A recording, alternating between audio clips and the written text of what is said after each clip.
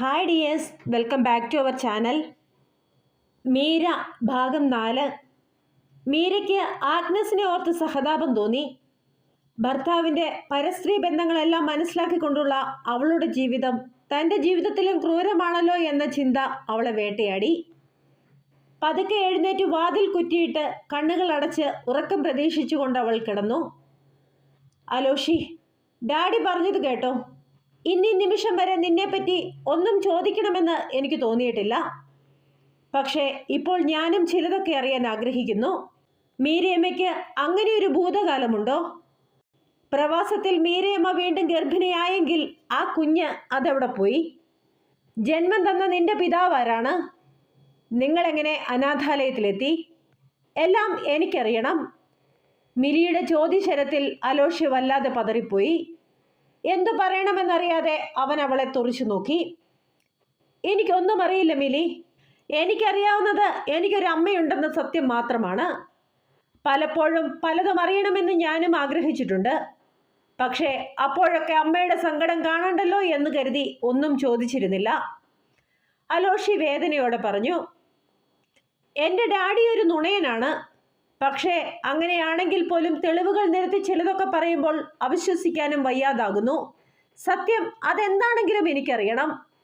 ഇപ്പോൾ എൻ്റെ മനസ്സിൽ കടന്നുകൂടിയിരിക്കുന്ന കറകളൊക്കെ ചേർത്ത് വെച്ച് ജീവിതം മുന്നോട്ട് പോകുമ്പോൾ എനിക്കൊരിക്കലും മീരയമ്മയെ സ്നേഹിക്കാനാവില്ല. അവൻ്റെ നെഞ്ചോട് ചേർന്ന് കിടന്ന് അവൾ അത് പറയുമ്പോൾ എന്തു മറുപടി പറയണമെന്നറിയാതെ അലോഷി പതറി. മിലി, ഞാൻ നിന്നെ ചതിച്ചു എന്ന് നിനക്ക് തോന്നുന്നുണ്ടോ? ഞാൻ ഒന്നും അറിഞ്ഞിരുന്നില്ല. ഒന്ന് മാത്രം അറിയാം. നീ എൻ്റെ ജീവിതത്തിലേക്ക് വരുന്നതുവരെ എനിക്ക് അമ്മയും അമ്മയ്ക്ക് ഞാനും മാത്രമായിരുന്നു. ഈ ലോകത്ത് എനിക്ക് ഏറ്റവും പ്രിയപ്പെട്ടത് എൻ്റെ അമ്മയായിരുന്നു. പക്ഷേ ഇപ്പോൾ അറിയാതെയാണെങ്കിലും ഞാൻ എൻ്റെ അമ്മയെ വെറുത്തു പോകുന്നു. അത് പറയുമ്പോൾ അലോഷി കരയുന്നുണ്ടായിരുന്നു. അങ്ങനെയൊന്നും പറയല്ലേ. ഒരിക്കലും അമ്മയെ വെറുക്കരുത്. ഒരു സിംഗിൾ മദറായിരിക്കുക അത്ര എളുപ്പമുള്ള കാര്യമല്ല. എങ്കിലും മീരയമ്മയ്ക്ക് തെറ്റുപറ്റുമെന്ന് എനിക്ക് തോന്നുന്നില്ല. ആ പാവത്തിൻ്റെ ജീവിതത്തിൽ നമ്മൾ അറിയാതെ എന്തെങ്കിലുമൊക്കെ നടന്നിട്ടുണ്ടാകും. ഈ ലോകത്ത് ആ അമ്മ സ്നേഹിക്കുന്നത് നിന്നെ മാത്രമാണ്. അതുകൊണ്ട് തന്നെ നിന്നെ നഷ്ടപ്പെടാതിരിക്കാൻ അവർ തീർച്ചയായും പരിശ്രമിക്കും. ഒരുപക്ഷെ അതിനുവേണ്ടിയെങ്കിലും അവർ എല്ലാം പറയുമായിരിക്കും. മിലി അലോഷിയെ ശാന്തനാക്കാനായി പറഞ്ഞു. എൻ്റെ അമ്മയ്ക്കൊരു തെറ്റുപറ്റി എന്നതല്ല എന്നെ അവരിൽ നിന്നും അകറ്റുന്നത്. പിന്നെ നിന്റെ പ്രശ്നം എന്താ? അലോഷിയുടെ മറുപടി ഞെട്ടിച്ചപ്പോൾ മിലി ചോദിച്ചു. നിന്റെ ഡാഡി പറഞ്ഞത് സത്യമാണെങ്കിൽ എനിക്ക് ഈ ഭൂമിയിൽ ഒരു അനുജനോ അനുജത്തിയോ ജനിച്ചിരിക്കുന്നു. അതിനെ കൊണ്ടുവന്ന് എൻ്റെ കൈകളിലേക്ക് വെച്ച് തന്നിരുന്നുവെങ്കിൽ ഞാൻ അതിനെ പൊന്നുപോലെ നോക്കുമായിരുന്നില്ലേ? ആ ജീവനെപ്പോലും എവിടെയോ വലിച്ചെറിഞ്ഞ് തിരിച്ചു വന്ന ഒരു സ്ത്രീയാണ് എൻ്റെ അമ്മയെന്ന് ഓർക്കുമ്പോൾ എനിക്ക് സഹിക്കാനാകുന്നില്ല. മാതാവ് എന്ന പദത്തിന് പോലും അർഹതയില്ലാത്ത സ്ത്രീ. അലോഷി വെറുപ്പോടെ പറഞ്ഞു. അലോഷി, കോപത്തിലായിരിക്കുമ്പോൾ സംസാരിക്കരുത്. വാക്കുകൾ അതിന് വല്ലാത്ത മൂർച്ചയുണ്ട്. അതൊരിക്കലും തിരിച്ചെടുക്കാനാവില്ല. സാധിക്കുമെങ്കിൽ പൊറുക്കുക. സ്നേഹം തന്നെയായി ഈശോനാഥൻ പറഞ്ഞത് ഓർമ്മയുണ്ടല്ലോ. പാപികളെ സ്നേഹിക്കുക, നിന്നെ ഉപദ്രവിക്കുന്നവർക്ക് വേണ്ടി പ്രാർത്ഥിക്കുക. നിന്റെ അമ്മ പാപിയാണെങ്കിൽ പോലും നിന്നെ ഇത്ര വർഷം വളർത്തി വലുതാക്കിയതിൻ്റെ കൂലിയായി കണക്കാക്കി അവരെ സ്നേഹിക്കണം. മിലി ഭർത്താവിന് നല്ലത് മാത്രം പറഞ്ഞു കൊടുക്കാൻ ശ്രമിച്ചു. എല്ലാവർക്കും പറയാൻ എളുപ്പമാണ്. ഒരിക്കലെങ്കിലും ഇതുപോലൊരു സാഹചര്യത്തിൽ കൂടി കടന്നു പോയിട്ടുള്ളവർക്കറിയാം ഈ വേദനയുടെ ആഴം. ഈ രാത്രി കൊണ്ട് ഈ ലോകം അവസാനിച്ചിരുന്നുവെങ്കിൽ എന്നുപോലും ഞാനിപ്പോൾ ആഗ്രഹിച്ചു പോകുകയാണ്. മതിയായി ഈ നശിച്ച ജീവിതം. മിലിയുടെ വാക്കുകൾ കേട്ടപ്പോൾ അലോഷി പൊട്ടിക്കരഞ്ഞുകൊണ്ട് പറഞ്ഞു. അലോഷി, നീ അങ്ങനെയൊന്നും പറയരുത്. നമുക്കൊരു ജീവിതമുണ്ട്. ഇത്രയും കാലം നീ നിന്റെ ജീവനിലും ഏറെ സ്നേഹിച്ച ആ അമ്മയുടെ വേറൊരു മുഖം അതുമാത്രമാണ് നാം ഇപ്പോൾ കണ്ടത്. പക്ഷേ ഒന്ന് നീ മനസ്സിലാക്കണം, ഞാൻ സ്നേഹിച്ചത് നിന്നെ മാത്രമാണ്. നിന്റെ ഭൂതകാലം അതെന്തു തന്നെയാണെങ്കിലും നിനക്കൊപ്പം ഞാനുണ്ടാകും. മരണം വരെ അലോഷിയുടേത് മാത്രമായിരിക്കും മിലി. ഈ ജീവിതത്തിൽ ഇനി അങ്ങോട്ട് എനിക്ക് നീയും നിനക്ക് ഞാനും മാത്രം മതി. നിനക്ക് വേണ്ടി എൻ്റെ ഡാഡിയെയോ മമ്മിയെയോ ഉപേക്ഷിക്കാൻ വരെ ഞാൻ തയ്യാറാണ്. വാക്കുകളാൽ ആശ്വാസമേകി അവൾ അവനെ നെഞ്ചോട് ചേർത്തു.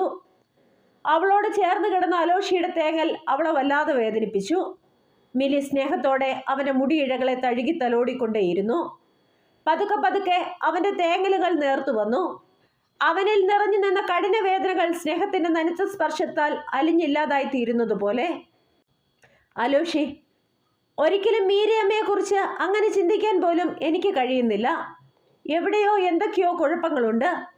മമ്മി പറഞ്ഞറിയാവുന്ന ഡാഡി അത്ര നല്ല മനുഷ്യനൊന്നുമല്ല. സ്വന്തം മകളുടെ ജീവിതം വെച്ചാണ് കളിക്കുന്നത് എന്നറിഞ്ഞിട്ട് പോലും അയാൾ ഇതുപോലുള്ള കാര്യങ്ങളൊക്കെ എല്ലാവർക്കും മുൻപിൽ വിളിച്ചു കൂവണമെങ്കിൽ അയാൾക്ക് അയാളുടേതായ ലക്ഷ്യങ്ങളുണ്ട്. ഇവിടെ നമുക്ക് വേണ്ടത് ക്ഷമയാണ്. നമുക്ക് കാത്തിരിക്കാം, ഓരോരുത്തരുടെയും ലക്ഷ്യങ്ങൾ അറിയാനായി.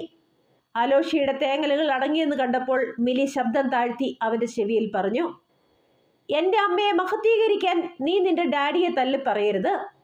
അദ്ദേഹം ചില സത്യങ്ങൾ പറഞ്ഞു, അത്രമാത്രം. അത് അങ്ങനെയല്ല. ചെറുപ്പം മുതൽ എനിക്ക് അപരിചിതനായ മനുഷ്യനായിരുന്നു അയാൾ. വല്ലപ്പോഴും മാത്രം വിരുന്നു വരുന്ന ഡാഡിയുടെ കൂടെ ഒരു ദിവസം പോലും മമ്മി സന്തോഷത്തോടെ ആയിരിക്കുന്നത് കണ്ടിട്ടില്ല. ഡാഡി വരുന്ന ദിവസം വരെ മമ്മി മമ്മിയുടെ മുറിയിലും ഞാൻ എൻ്റെ മുറിയിലുമാണ് കിടക്കാറ്. പക്ഷേ ഡാഡി വന്നാൽ ആ ദിവസം മുതൽ മമ്മി എനിക്ക് കാവലായി എൻ്റെ മുറിയിലാണ് കിടന്നിരുന്നത്. ഡാഡിക്ക് ഒരിക്കലും മമ്മിയോട് സ്നേഹമുണ്ടെന്ന് എനിക്ക് തോന്നിയിട്ടില്ല. ആർക്കോ വേണ്ടി ജീവിക്കുന്ന 2 ജന്മങ്ങൾ, അതായിരുന്നു ഡാഡിയും മമ്മിയും. അതുകൊണ്ട് തന്നെ അയാൾ പറയുന്നത് പൂർണ്ണമായും സ്വീകരിക്കാൻ എനിക്കാവില്ല. നമുക്ക് നോക്കാം, നീ ഇപ്പോൾ ഉറങ്ങാൻ നോക്ക്. അത് പറഞ്ഞ് അവൾ കണ്ണുകൾ അടച്ചു. ഒരുപാട് നേരം തിരിഞ്ഞും മറിഞ്ഞും കിടന്നിട്ടും അവൾക്ക് ഉറങ്ങാനായില്ല. ഓർമ്മകൾ ഓരോന്നായി അവളിലേക്ക് കടന്നു വന്നു. ആദ്യമായി മീരയമ്മയെ കണ്ട ദിവസം, 1ാം വർഷ ഡിഗ്രി ക്ലാസ്സിൽ പഠിക്കാൻ തുടങ്ങിയ വർഷം. ഇടയ്ക്കൊക്കെ കോളേജ് ചാപ്പലിൽ പോയിരിക്കുന്ന ഒരു പതിവ് തനിക്കുണ്ടായിരുന്നു. അന്നും പതിവ് പോലെ അത്യധികമായ ആഹ്ലാദത്തോടെ ഈശോയുടെ സന്നിധിയിലേക്ക് കടന്നു ചെല്ലുമ്പോഴാണ് ഈശോയുടെ തിരുമുഖത്തേക്കും നോക്കി ഭക്തിയോടെ ഇരിക്കുന്ന ആ അമ്മയെ കണ്ടത്. ആദ്യത്തെ കാഴ്ചയിൽ തന്നെ എന്തെന്നില്ലാത്ത ഒരിഷ്ടം തോന്നി. അവരെ പരിചയപ്പെടണമെന്നും കൂട്ടുകൂടണമെന്നും എന്തെന്നില്ലാത്ത ഒരു ആഗ്രഹം. അതുകൊണ്ട് തന്നെ അവർ കുരിശു വരച്ച് പുറത്തേക്ക് ഇറങ്ങുമ്പോൾ താനും പുറത്തേക്ക് ഇറങ്ങി. മിസ്, ഇവിടെ പുതിയതാണോ? ഏതാ ഡിപ്പാർട്ട്മെന്റ്? ഇതിനു മുമ്പ് കണ്ടിട്ടില്ല. കോളേജിലെ തന്നെ ഒരു അധ്യാപിക ആയിരിക്കാം എന്ന തോന്നലോടെ ചോദിച്ചു. അയ്യോ മോളെ, ഞാനിവിടെ എൻ്റെ മോനെ കാണാൻ വന്നതാ. ഞാൻ ടീച്ചറൊന്നുമല്ല. തൻ്റെ ചോദ്യത്തിന് അവരുടെ പുഞ്ചിരിയോടെയുള്ള മറുപടി. ഓ സോറി, അമ്മയുടെ മോൻ ഇവിടെ എന്താ പഠിക്കുന്നേ? അവരെ ആദ്യം കണ്ടപ്പോൾ തന്നെ അമ്മയോടുള്ള സ്നേഹം തോന്നിയതുകൊണ്ട് മനഃപൂർവ്വം അവരെ അമ്മയെന്ന് വിളിച്ചു. അവനിവിടുത്തെ അധ്യാപകനാണ്. പേര് അലോഷി. ഞാൻ വരുന്ന കാര്യം പറഞ്ഞിട്ടില്ല. ഈ സ്റ്റാഫ് റൂം എവിടെയാണെന്ന് പറയാമോ? അലോഷി സാറിൻ്റെ അമ്മയാണോ? ഞാനും സാറിൻ്റെ സ്റ്റുഡൻറ്റാ, ഞാൻ കാണിച്ചു തരാം. അത് പറഞ്ഞുകൊണ്ട് അവരുടെ കൈകളെ ചേർത്ത് പിടിക്കുമ്പോൾ എനിക്ക് തോന്നിയ സുരക്ഷിതത്വം അതായിരുന്നു അലോഷി എന്ന അധ്യാപകനോടുള്ള പ്രണയത്തിൻ്റെ തുടക്കം. അലോഷിയെ സ്വന്തമാക്കാനല്ല ഇത്രയേറെ കഠിനമായ പരിശ്രമം നടത്തിയത്. അലോഷിയുടെ അമ്മയെ സ്വന്തമാക്കാനായിരുന്നു. ആദ്യമൊക്കെ എത്ര ശ്രമിച്ചിട്ടും അലോഷി അടുക്കാൻ തയ്യാറായില്ല. ചെറുപ്പം മുതലേ എന്തെങ്കിലും ആഗ്രഹിച്ചാൽ അത് നേടിയെടുക്കുന്ന സ്വഭാവമുള്ളതുകൊണ്ട് വീണ്ടും വീണ്ടും ശ്രമിച്ചു. ഒടുവിൽ താൻ വിജയിക്കുകയും ചെയ്തു. പക്ഷേ ഒത്തിരി സ്നേഹത്തോടെ താൻ നേടിയെടുത്ത ഈ ജീവിതത്തിൽ നിന്നും മീരയമ്മ പടിയിറങ്ങിപ്പോയാൽ ആ ചിന്ത പോലും മിലിയെ തകർത്തു കളഞ്ഞു. ഓരോ ദിവസവും ദിവ്യകാരുണ്യത്തിന് മുൻപിൽ കൈകൂപ്പി നിൽക്കുന്ന മീരയമ്മയ്ക്ക് ഒരിക്കലും തെറ്റ് ചെയ്യാനാകില്ല. അവരുടെ ജീവിതത്തിൽ സംഭവിച്ചതിനൊക്കെ പുറകിൽ എന്തെങ്കിലും ഒരു കാരണമുണ്ടാകും. അവരെപ്പറ്റി എല്ലാം അറിയണം. ആ അമ്മയെ ജീവിതത്തിൽ തനിച്ചാകാൻ അനുവദിക്കരുത്. അലോഷയിലേക്ക് തിരിഞ്ഞ് അവനെ കെട്ടിപ്പിടിച്ചു കിടക്കുമ്പോൾ മിലിയുടെ ചിന്തകൾ ആ വഴിക്കായിരുന്നു. പതുക്കെ അവളും ഉറക്കത്തിലേക്ക് വഴുതി വീണു. അപ്പോൾ തൊട്ടടുത്ത മുറിയിൽ മീര എന്ന പാവം പെണ്ണിന്റെ നെഞ്ചകം വിതുമ്പുകയായിരുന്നു. ജീവിതത്തിലെ ഏറ്റവും വലിയ സമ്പാദ്യമായ തൻ്റെ മകൻ കൂടി നഷ്ടപ്പെടാൻ പോകുകയാണ് എന്ന തിരിച്ചറിവ് അവളെ വല്ലാതെ വേദനിപ്പിച്ചു. കഠിനമായ ക്ഷീണത്താൽ പുലർച്ചെ എപ്പോഴോ മീരയും ചെറുതായി ഒന്ന് മയങ്ങി. എങ്കിലും പതിവ് പോലെ 5 മണിക്ക് തന്നെ അവളുടെ കണ്ണുകൾ ലോകത്തെ നോക്കി പുഞ്ചിരിച്ചു. കിടന്നുകൊണ്ട് തന്നെ അവൾ ചുറ്റും നോക്കി. ഈ മുറിയിലെ തൻ്റെ അവസാന ദിവസമാണിന്ന്. ആദ്യമായി അലോഷിയുടെ കൈ പിടിച്ച് ആ വീട്ടിലേക്ക് കടന്നു വന്ന സുന്ദരമായ രംഗങ്ങൾ അവൾ ഓർത്തെടുത്തു. അമ്മേ, ഇത് ആരുടെ വീടാ? തൻ്റെ കൈകളെ മുറുകെ പിടിച്ചുകൊണ്ടുള്ള മകൻ്റെ നിഷ്കളങ്കമായ ചോദ്യം. മോന് ഈ വീട് ഇഷ്ടമായോ? തിരിച്ചൊരു ചോദ്യം മറുപടിയായി ചോദിച്ചു. ഒത്തിരി ഇഷ്ടമായി. നമുക്കും ഇതുപോലൊരു വീട് വാങ്ങണം. എന്നിട്ട് എൻ്റെ അമ്മയോടൊപ്പം എനിക്ക് ആ വീട്ടിൽ സുഖമായി കഴിയണം. ഇപ്പോൾ വേണ്ട, അമ്മയ്ക്ക് കുറേ പൈസ ഉണ്ടായിട്ട് മതി. ചേർത്ത് പിടിച്ചിരുന്ന കൈകളെ മുത്തിക്കൊണ്ട് അവൻ പറഞ്ഞു, ഇത് നമ്മുടെ വീടാ, എൻ്റെ മോന് വേണ്ടി അമ്മ വാങ്ങിയ നമ്മുടെ മാത്രം വീട്. പതുക്കെ കുനിഞ്ഞ് അവൻ്റെ കവളിൽ മുത്തിക്കൊണ്ട് അത് പറയുമ്പോൾ ഒരു പൂത്തിരി കത്തിച്ച പ്രകാശം അവൻ്റെ കണ്ണുകളിൽ വിടർന്നു. വർഷങ്ങളുടെ പ്രവാസ ജീവിതം കൊണ്ട് താൻ പണിതുയർത്തിയ സ്വപ്നക്കൂട്ടിൽ മകനോടൊപ്പമുള്ള സുന്ദരമായ ജീവിതം, മീര എന്ന പെൺകുട്ടിയുടെ ജീവിതത്തിലെ ഏറ്റവും മനോഹരമായ ജീവിത കാലഘട്ടങ്ങളിൽ രണ്ടാമത്തേത്, എല്ലാം അവസാനിച്ചിരിക്കുന്നു. ഇന്ന് ആ സ്വപ്നക്കൂട്ടിൽ നിന്നും പടിയിറങ്ങേണ്ടിയിരിക്കുന്നു. മീര, നീ ചെയ്യുന്നത് ശരിയാണെന്ന് നിനക്ക് തോന്നുന്നുണ്ടോ? ആലോഷിക്ക് എല്ലാം അറിയാനുള്ള അവകാശമില്ലേ? പിന്നെന്തിനാണ് ഇനിയും എല്ലാം മറച്ചു വെക്കുന്നത്? മനസ്സിൻ്റെ ഉള്ളിലിരുന്ന് ആരോ ചോദിക്കുന്നത് പോലെ. വേണമെങ്കിൽ എല്ലാ സത്യങ്ങളും തുറന്നു പറഞ്ഞ് മകനോടൊപ്പം ഇനിയുള്ള കാലം സന്തോഷമായി കഴിയാം. അല്ലെങ്കിൽ വീണ്ടും ഒരിക്കൽ കൂടി വേദനകളുടെ ലോകത്തേക്ക്. സ്വന്തം മകനെ പോലും ഉപേക്ഷിച്ചുകൊണ്ടുള്ള ഈ പടിയിറക്കം എന്തിനു വേണ്ടി, ആർക്കു വേണ്ടി? അവൾ സ്വയം ചോദിച്ചു. മീര, നീ പറയുന്നതൊക്കെ വെള്ളം വിഴുങ്ങാതെ വിശ്വസിക്കാൻ അവൻ ആ പഴയ കൊച്ചുകുട്ടിയല്ല. നിന്റെ മകൻ വളർന്ന് നിന്നോളം എത്തിയിരിക്കുന്നു. ആൽബിയുടെ വരവിന് മുൻപായിരുന്നുവെങ്കിൽ നീ പറയുന്നത് ചിലപ്പോൾ അവൻ വിശ്വസിച്ചിരുന്നിരിക്കാം. പക്ഷേ ഇപ്പോൾ അവൻ്റെ മനസ്സിൽ നിറയെ സംശയമാണ്. ആൽബി പാകിയ സംശയത്തിൻ്റെ വിത്തുകൾ അവിടെ വേരുറപ്പിച്ചു തുടങ്ങിയിരിക്കുന്നു. ഇപ്പോൾ ചെയ്യാവുന്നതൊന്നു മാത്രമാണ്, പടിയിറങ്ങിക്കൊടുക്കണം. ഇനി അവർ ജീവിക്കട്ടെ അവരുടെ ലോകത്ത്. മനസാക്ഷി അവളോട് പറഞ്ഞു. അതെ, ഈ ലോകം അങ്ങനെയാണ്. ഒരാളെ പൂർണ്ണമായും മനസ്സിലാക്കാതെ അവരെ കുറ്റപ്പെടുത്താൻ മത്സരിക്കുന്ന മനുഷ്യരുള്ള ലോകം. 1000 നന്മകൾ ചെയ്താലും അവരുടെ ഒരു തെറ്റിനു വേണ്ടി കാത്തിരിക്കുന്ന ഈ ലോകത്തിന് തന്നെ അംഗീകരിക്കാനാകില്ല.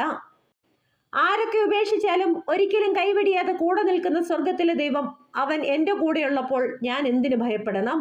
സ്വയം പൊരുതാനുള്ള ഊർജം തേടുകയായിരുന്നു അവൾ ഉള്ളിൻ്റെ ഉള്ളിൽ.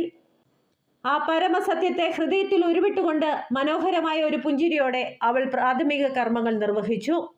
എല്ലാം കഴിഞ്ഞപ്പോൾ അവൾ സമയം നോക്കി. 6 മണിയാകുന്നതേ ഉള്ളൂ. ഇനിയും 2 മണിക്കൂറെങ്കിലും കഴിയാതെ ആരും ഉണരാൻ വഴിയില്ല. എന്നും പുലർച്ചെ എഴുന്നേറ്റ് ഈശോയുടെ മുൻപിലിരിക്കും.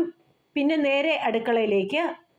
പ്രാർത്ഥനയോടെ പ്രഭാത ഭക്ഷണമുണ്ടാക്കി അലോഷി ഉറക്കമെണീക്കാൻ കാത്തിരിക്കും. എന്തായാലും ഇന്നത് വേണ്ട, ആഹാരം അവർ തന്നെ ഉണ്ടാക്കട്ടെ. ഇനി അങ്ങോട്ട് അതാണ് അവരുടെ ശീലം. മനസ്സിലെ ആകുലതകളെല്ലാം മാറ്റിവെച്ച് മീര മുൻവശത്തെ ഡോർ തുറന്ന് പുറത്തേക്കിറങ്ങി. ചുറ്റും പ്രകാശം പരന്നിട്ടുണ്ട്. പുലർച്ചയുടെ നേർത്ത തണുപ്പ് മഴത്തുള്ളികൾ പോലെ പ്രഭാതത്തിലെ മഞ്ഞുകണങ്ങൾ ശരീരത്തിലേക്ക് പതിച്ചപ്പോൾ അവൾക്ക് വല്ലാത്ത കുളിരു തോന്നി. ഒരു മന്ദമാരുതൻ അവളെ തഴുകി തലോടി കടന്നുപോയി. നനഞ്ഞ മണ്ണിൻ്റെ ആഴമായ സുഗന്ധം ഉള്ളിലേക്ക് വലിച്ചെടുക്കുമ്പോൾ അവൾക്ക് എന്തെന്നില്ലാത്ത ആശ്വാസം തോന്നി. തനിക്ക് ചുറ്റും ഏറെ ഇഷ്ടമുള്ള കാഴ്ചകൾ. പിരിയും മുൻപ് വീണ്ടും ആ മായ കാഴ്ചകൾ തന്നെ കൊതിപ്പിക്കാനായി കടന്നു വരുന്നു. വേണ്ട, ഇനിയും ഒരിക്കൽ കൂടി പ്രകൃതിയുടെ മായാജാലത്തിലേക്ക് വീണുപോകാൻ പാടില്ല. എല്ലാം തന്നെ ചതിക്കും. ഒന്നും സ്ഥിരമായതല്ല, എല്ലാം താൽക്കാലികം മാത്രം, അവൾ സ്വയം ഓർമ്മിപ്പിച്ചു. ചുറ്റുമുള്ള മരങ്ങളിൽ പലതരത്തിലുള്ള പഴവർഗ്ഗങ്ങളുണ്ട്. ഈ കൈകൾ കൊണ്ട് ഒത്തിരി സ്നേഹത്തോടെ നട്ടുവെച്ച മരങ്ങളൊന്നും പാഴായി പോയില്ല. എല്ലാം നിറയെ ഫലം തരുന്നു. അലോഷിക്ക് കൊടുത്തതുപോലെ നിറഞ്ഞ സ്നേഹം ഓരോ ദിവസവും താൻ അവയ്ക്കും നൽകാറുണ്ട്. കൊടുത്ത സ്നേഹം തിരിച്ചു തരാൻ മത്സരിക്കുന്നത് പോലെ അവയെല്ലാം കുലച്ചു കായ്ച്ചു കിടക്കുന്നു. കുറച്ചു വർഷങ്ങൾക്ക് മുൻപ് താൻ നട്ട മൂവാണ്ടൻ മാവിൽ നിറയെ കുഞ്ഞു മാങ്ങകൾ ആദ്യമായി കായ്ച്ചതാണ്. അതിൽ നിന്നും ഒരു പഴം പോലും തിന്നാനുള്ള യോഗം തനിക്കില്ലല്ലോ. അത് ഓർത്തപ്പോൾ അവളുടെ നെഞ്ചിൽ ഒരു തേങ്ങൽ ഉയർന്നു. ആ മാവും തൻ്റെ ഓർമ്മയുടെ ഭാഗമാണ്. ജീവിതത്തിൽ എന്നും കൂടെയുണ്ടാകുമെന്ന് താൻ കരുതിയ ആ മനുഷ്യന്റെ നിഴൽ പോലും കൂട്ടിനില്ലെങ്കിലും ആ മാവ് മുൻപിൽ നിൽക്കുമ്പോൾ തൻ്റെ പ്രിയപ്പെട്ട ഒരാൾ കൂടെ ഉള്ളതുപോലെ ഒരു തോന്നൽ. എല്ലാം ഓർത്തപ്പോൾ മീരയ്ക്ക് എന്തെന്നില്ലാത്ത സങ്കടം തോന്നി. വിധി എന്ന കോമരം ജീവിതത്തിൽ ആടിത്തിമിർക്കുമ്പോൾ എന്ത് ചെയ്യണമെന്നറിയാതെ പകച്ചു പോകുന്ന ഒരു പാവം പെണ്ണ് അതുമാത്രമായി അവൾ മാറുകയായിരുന്നു. കൈക്കൊമ്പിൾ നിറയെ നാട്ടുമാവിൻ പഴങ്ങൾ നിറച്ച കൊച്ചു കൈയുടെ സാന്നിധ്യം അവളെ മുഴുവനായി പൊതിഞ്ഞു. വീണ്ടും ഒരിക്കൽ കൂടി ആ ഓർമ്മകൾ ചൂണ്ടിക്കാണിക്കുന്ന വഴികളിൽ കൂടി അവളുടെ മനസ്സ് സഞ്ചരിക്കാൻ തുടങ്ങി. മീക്കുട്ടിക്ക് വേണ്ടി കൊണ്ടുവന്നതാ. ഇത്തവണ താഴത്തെ നാട്ടുമാവിൽ നിറയെ മാങ്ങയുണ്ട്. ഞാൻ കുറെ ചപ്പിട്ട് മൂടി വെച്ചിട്ടുണ്ട്. നമുക്ക് കുറച്ച്